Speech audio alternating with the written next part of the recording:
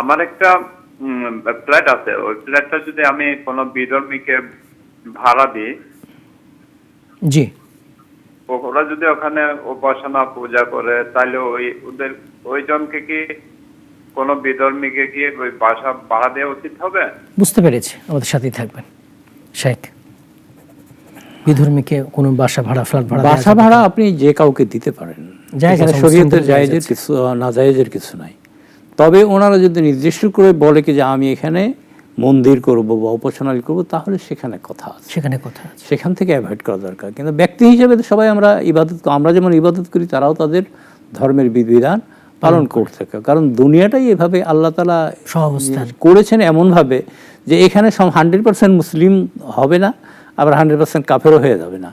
এই মিক্সড নিয়ে গোটা দুনিয়াতে চলবে। আল্লাহ তাআলা সূরা বাকারার মধ্যে যাতে বলতেছেন যে আমি চাইলে তোমরা কি করতাম কি উম্মাতান ওয়াহিদা, একই জাতি ভিত্তিক আমি করে দিতাম, কিন্তু এটা আমি করি নাই এবং এটা হবে না কখনো। আপনি যতই করেন, হয়তো ইসলামের প্রচার বাড়বে, আগে মুসলিমে ছিল, এখন আমাদের পার্সেন্টেজ অনেক উঠে গেছে, কিন্তু হ্যাঁ একটা পর্যায়ে যাওয়া আসবে, সেটা কথা ভিন্ন, কিন্তু এখন আমাদেরকে এইভাবে চলবে।